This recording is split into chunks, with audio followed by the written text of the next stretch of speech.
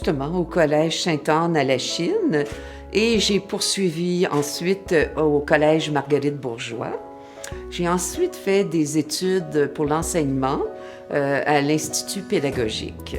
À l'époque, je suis à la limite de la création de l'UQAM, de l'Université du Québec. Ça n'existait pas. Moi, c'était encore le cours classique. Dès le départ, au Collège Sainte-Anne, j'avais vraiment un goût, une passion pour l'art, déjà au départ. J'avais environ 10 ans, 11 ans, 12 ans. Et j'étais pensionnaire au Collège Sainte-Anne et j'aimais beaucoup aller au studio d'art.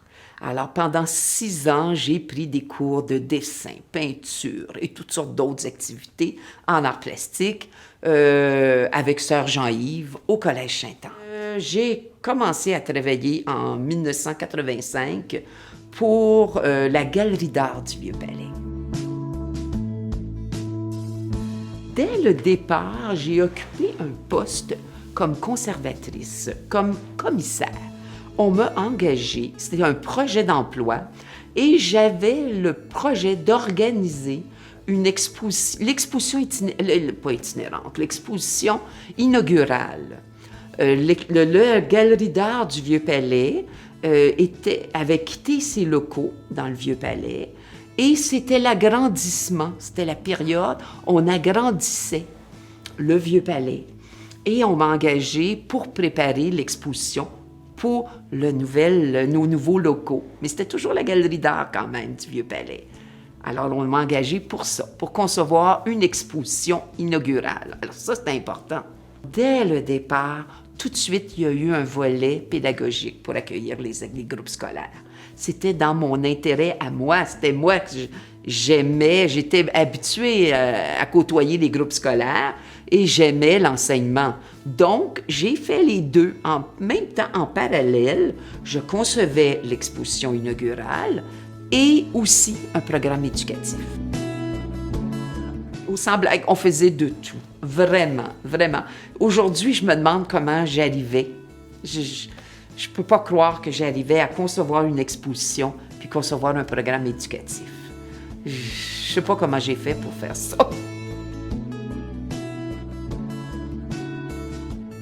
Je fréquentais la Galerie d'art du Vieux-Palais à cette époque-là. J'étais dès le départ impliquée indirectement par la Galerie d'art du Vieux-Palais. Je venais au vernissage, je fréquentais vraiment la Galerie d'art. Donc, je connaissais la Galerie d'art et je sais que la Galerie d'art a été initiée grâce à ces associations-là qui se sont regroupées et qui ont sauvé le Vieux-Palais parce qu'il y avait question de démolir le Vieux-Palais. Donc, ces organismes-là, alors oui, je suis au courant, mais je n'y ai pas participé directement. Mais oui. J'arrivais d'un séjour de 3 mois en France, en Europe, et j'avais vu énormément de musées. Et j'avais vu comment ça se passait là-bas. J'avais pas de formation comme muséologue, j'avais une formation comme historienne de l'art. Mais j'arrivais d'un séjour où j'ai pu voir ce qui se passait en Europe au niveau muséologique. Alors, je suis arrivée avec des idées peut-être un petit peu différentes de ce qu'ils avaient prévu. Mais ils ont accepté mes idées et puis m'ont engagée pour faire l'exposition inaugurale. Parce que moi, je suis arrivée avec l'idée, une inauguration, il faut avoir les meilleurs artistes. Et j'ai pas lésiné. J'ai dressé une liste, d'après moi, qui étaient les meilleurs artistes de la région des Laurentides. C'était le centre d'exposition des Laurentides. Alors, j'ai dressé une liste. Au départ, et j'ai vérifié cette liste-là, j'ai fait vérifier cette liste-là par des intervenants qui s'y connaissaient là, en art au niveau du Québec.